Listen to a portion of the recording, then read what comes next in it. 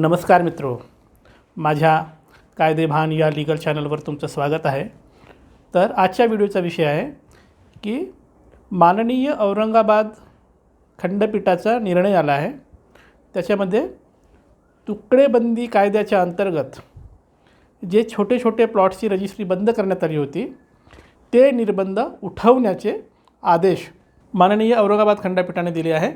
आणि 12 जुलै 2021चं जे परिपत्रक होतं ज्याच्याद्वारे तुकडेबंदी कायद्याच्या तरतुदीनुसार सर्व खरेदी खताचे व्यवहार बंद करण्यात आले होते, ती बंदी उठवण्यात आलेली आहे।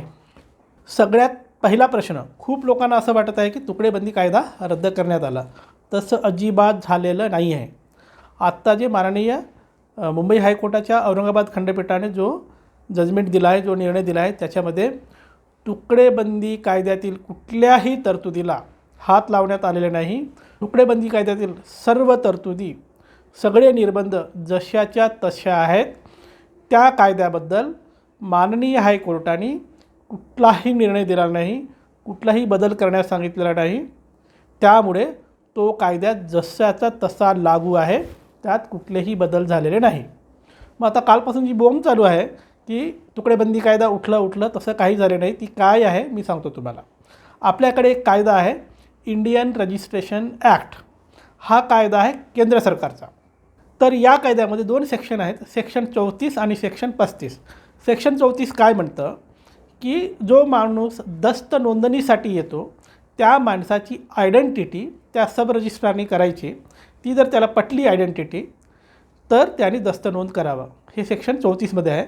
35मध्ये सांगितलेलं आहे की जो माणूस एखाद्याच्या वतीने पॉवर ऑफ अटर्नी म्हणून किंवा त्याचा रिप्रेझेंटेटिव्ह म्हणून येतो तेव्हा तो व्यवहार करण्यासाठी, संबंधित दस्त नोंदण्यासाठी तो माणूस योग्य आहे का, त्याच्याकडे कागदपत्र आहेत का, हे आयडेंटिफाय करणे, याची एन्क्वायरी करणे। आणि ती जर पटली की जो माणूस कोणाचा तरी प्रतिनिधी म्हणून, पॉवर ऑफ अटर्नी म्हणून दस्त नोंदणीसाठी आला तो करेक्ट माणूस आहे, हे कागदोपत्री एकदा सॅटिस्फॅक्शन झालं, ही एन्क्वायरी केल्यावर सब रजिस्ट्रारला वाटलं की हा योग्य माणूस आहे, तर एवढ्या एन्क्वायरीवर दस्त नोंदणी करावी। म्हणजे जो इंडियन रजिस्ट्रेशन ॲक्ट आहे त्याच्यातला 34 आणि 35 सेक्शन हे सांगतात की सब रजिस्ट्रारनी कुठली एन्क्वायरी करायची, तर दस्त नोंद करणारा जो माणूस आहे तो लीगली तो संबंधित दस्त एक्झिक्यूट करण्यासाठी क्वालिफाय होतो का, करेक्ट पर्सन आहे का, एवढीच इन्क्वायरी करायची। एवढं जर सॅटिस्फॅक्शन झालं तर दस्त नोंद करून घ्यावी, असं इंडियन रजिस्ट्रेशन ॲक्टमध्ये दिलेलं आहे।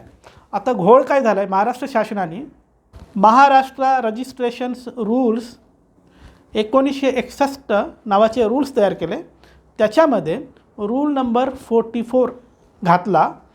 त्या रूल नंबर 44(1) असं लिहिलं आहे की सब रजिस्ट्रारकडे जो कोणी रजिस्ट्रेशन करायला जाईल त्या माणसाचं संबंधित सब रजिस्ट्रारने एन्क्वायरी करताना हे एन्क्वायरी केलं पाहिजे, ही चौकशी केली पाहिजे की तो जो नोंदणी करण्यासाठी आलेला माणूस आहे, जे कागद दस्त नोंदणीसाठी आणले आहेत ते कागद महाराष्ट्रातील एखाद्या कायद्यातील तरतुदीशी विसंगत नाही ना, हे सब रजिस्ट्रारने तपासावं।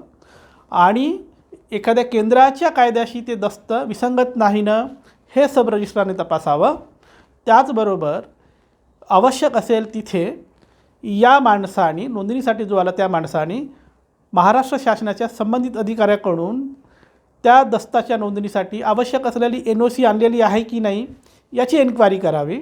त्याचबरोबर एखाद्या कायद्याशी हा दस्त जो नोंदला जाणार आहे तो विसंगत नाही ना, हे तपासावं।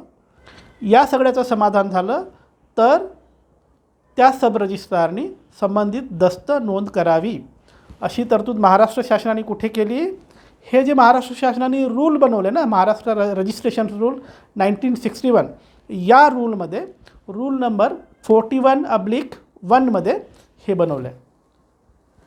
आता या रूलचा आधार घेऊन श्रावण हर्डीकर साहेबांनी 12 जुलै 2021 रोजी एक परिपत्रक काढलं।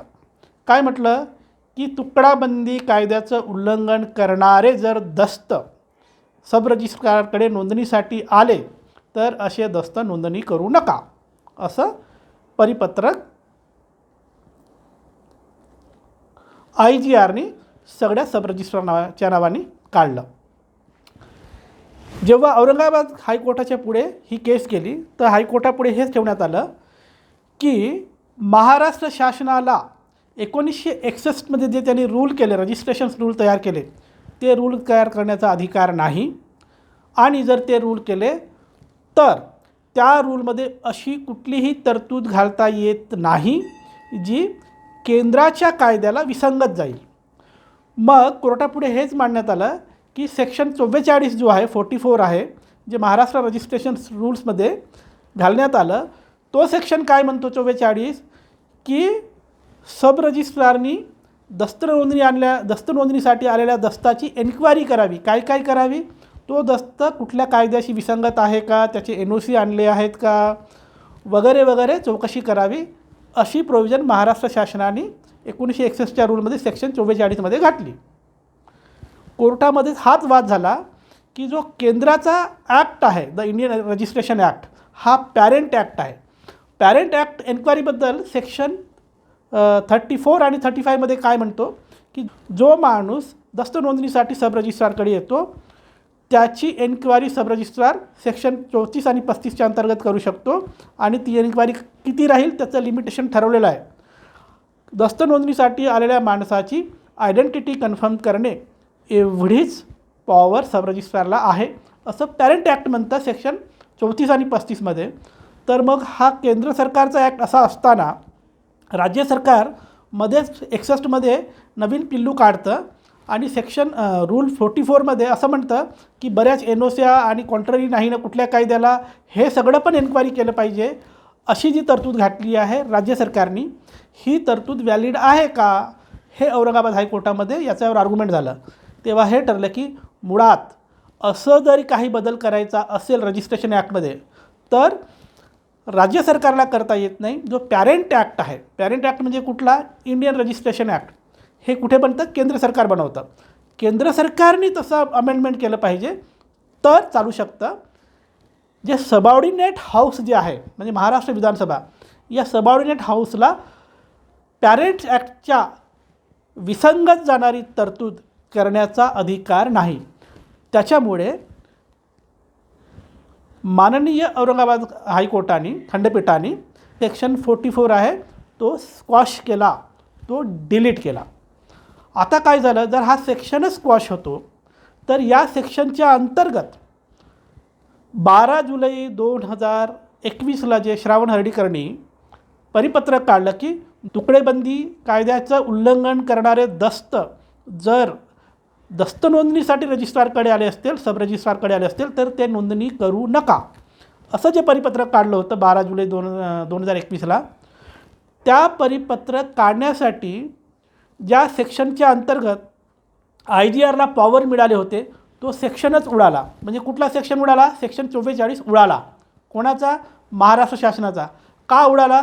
कारण महाराष्ट्र शासनाला केंद्र सरकारच्या कायद्याच्या विसंगत जाणारा कायदा करता येऊ शकत नाही, या ग्राउंडवर हा सेक्शन 44 उडाला. त्याच्यामुळे 12 जुलै 2021ला तुकडेबंदी लागू करण्याचं किंवा तुकडेबंदी लागू असलेल्या जमिनीची नोंद करू नये असं जे परिपत्रक काढण्यात आलं होतं तो परिपत्रक पण उडाला. त्याच्यामुळे आता महाराष्ट्रातील सर्व सब रजिस्ट्रारवर कुठलं बंधन आहे तर फक्त आणि फक्त जो पॅरेंट ॲक्ट आहे, पॅरेंट ॲक्ट कुठला आहे, द इंडियन रजिस्ट्रेशन ॲक्ट, या पॅरेंट ॲक्टचं सेक्शन 34 आणि 35 या अंतर्गतच दस्त नोंदणीसाठी आलेल्या दस्ताची एन्क्वायरी करण्याचे परमिशन आहे. म्हणजे काय, फक्त आणि फक्त आयडेंटिटी तपासायची त्या माणसाची जो नोंदणीसाठी आलेला आहे, बाकी NOC तपासायची नाही. संबंधित दस्तामध्ये कुठल्या कायद्याशी संबंधित एखादं विसंगत म्हणजे कॉन्ट्राडिक्टरी क्लॉज आहे का हे तपासायचं नाही असा त्याचा अर्थ झाला.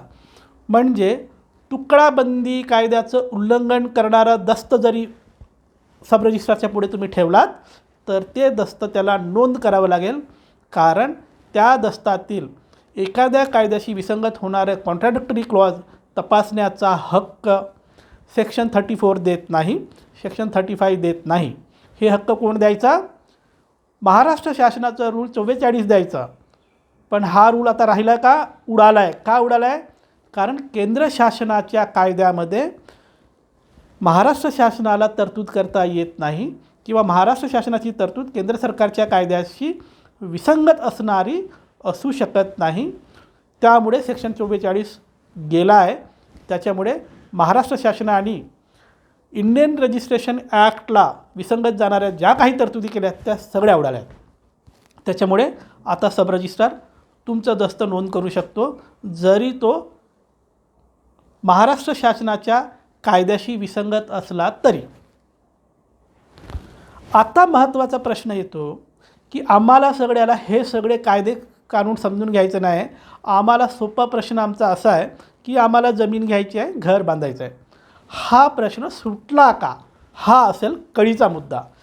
सगळ्यांना या प्रश्नावर उत्तर पाहिजे आहे की हा जो काही औरंगाबाद न्यायालयाचा जे काही जजमेंट आलं त्याच्यातून आम्ही आत्ता प्लॉट घेऊ शकतो का आणि घर बांधू शकतो का? अजिबात नाही.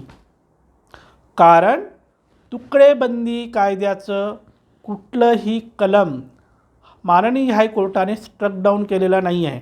त्याच्यामुळे महाराष्ट्रामध्ये ज्या कुठल्या शेतजमिनी आहेत, हे महत्त्वाचं, शेतजमिनी आहेत ज्या जमिनीचा 7/12 ॲग्रिकल्चरल असा आहे, त्या सगळ्या शेतजमिनीला त्याचं व्यवहार करताना तुकडेबंदी कायद्याचे सगळे नियम, सगळे कलम, सगळ्या तरतुदी लागू आहेत.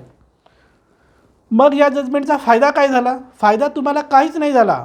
तुम्ही या जजमेंटच्या बेसिसवर सब रजिस्ट्रारकडे जाऊन तुम्ही असा दस्त नोंद करू शकता जो दस्त महाराष्ट्राच्या तुकडेबंदी कायद्याशी विसंगत आहे. असा दस्त तुम्ही आजपासून नोंद करू शकता. हा दस्त नोंद झाल्यावर तुम्ही उद्या इंडेक्स 2 आणि दस्त नोंदणीचं तुमचं खरेदी खत जर घेऊन तलाठ्याकडे गेलात आणि म्हटलात की माझ्या नावाने दस्त नोंद झाली आहे, या प्लॉटवर आता माझं मालकी हक्क आहे, त्याच्यामुळे इंडेक्स 2 खरेदी खतच्या बेसिसवर 7/12वर माझं नाव चढवा, असं जर तुम्ही म्हणालात तर रेव्हेन्यू डिपार्टमेंट स्पष्टपणे तुम्हाला नकार देईल. रेव्हेन्यू डिपार्टमेंट म्हणेल की तुमचा नोंदणीचा हक्क माननीय औरंगाबाद हायकोर्टाने कन्फर्म केला आहे, पण तुकडेबंदी कायद्यानुसार जमिनीचा तुकडा पडू नये हा जो कायदा आहे, ही तरतूद आहे, ती स्ट्रक डाऊन केलेली नाही.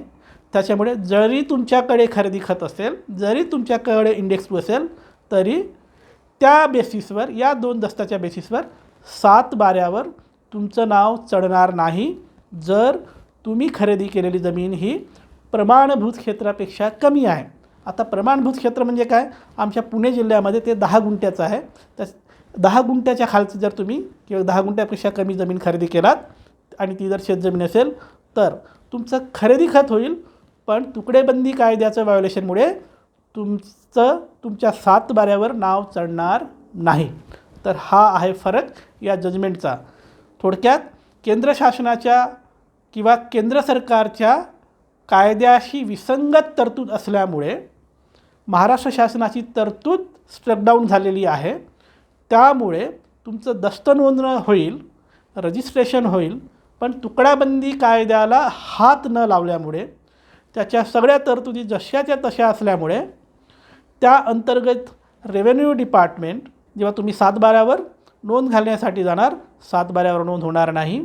हा पहिला प्रॉब्लेम. बांधकाम करायचं असेल तर महाराष्ट्र शासनाचे जे काही नगररचना विभागाचे जे काही डिपार्टमेंट आहेत, जे बांधकामाच्या परवानग्या देणाऱ्या, ह्या सगळ्या डिपार्टमेंटकडून तुम्हाला परवानग्या मिळणार नाही. त्याच्यामुळे या जजमेंटमधून आउटपुट काय आहे तर दस्त नोंद होईल, पण तुमचा जो पर्पज आहे घर बांधण्याचा, परवानगी मिळण्याचा, 7/12वर नाव चढवण्याचा, यातील कुठलाही पर्पज सॉल्व झालेला नाही, तो अचीव झालेला नाही. त्यामुळे जर तुम्हाला असं वाटत असेल की या जजमेंटमुळे तुकडेबंदी कायद्यातील मूलभूत तरतुदी रद्द झाल्या, तर तसं अजिबात नाही. फक्त नोंदणी खुली झाली, पण त्या नोंदणीचा तुम्हाला 7/12वर नाव चढवणे किंवा बांधकाम करणे याच्यासाठी कुठलाही फायदा होणार नाही. त्यासाठी तुम्हाला तुकडेबंदी कायद्याच्या नियमाअंतर्गत राहून त्या नियमानुसारच तुम्हाला प्रोसिजर करावं लागेल, तरच तुमचं घर होऊ शकते, 7/12वर तुमचं नाव चढू शकते. अदरवाईज 7/12वर नाव चढणार नाही. तर मित्र, ही होती तुकडाबंदी कायद्याबद्दल जे काही गैरसमज पसरलेत. आणि माननीय औरंगाबाद हायकोर्टाचं जे जजमेंट आलं त्या संदर्भात जो संभ्रम होता तो दूर करण्यासाठीचा हा होता व्हिडिओ. तर तुमच्यासाठी असंच मी कायद्याशी संबंधित वेगवेगळे व्हिडिओ आणत राहीन. कायद्याचं ज्ञान वाढवण्यासाठी माझं लीगल चॅनल कायदेभान पाहत राहा. आणि हो, ज्यांना कायदेशीर सल्ला पाहिजे ते मला संपर्क करू शकतात. माझा नंबर तुमच्या स्क्रीनवर दिसतो आहे, पण संपर्क म्हणजे थेट फोन करायचा नाही. परत सांगतो, अजिबात फोन करायचा नाही. ज्यांना सल्ला पाहिजे त्यांनी व्हॉट्सॲपवर अपॉइंटमेंट रिक्वेस्ट टाकायची, त्यानुसार सल्ला देण्यात येईल. अधिक माहिती खाली डिस्क्रिप्शन बॉक्समध्ये दिली आहे, ती जाऊन वाचा. बाय.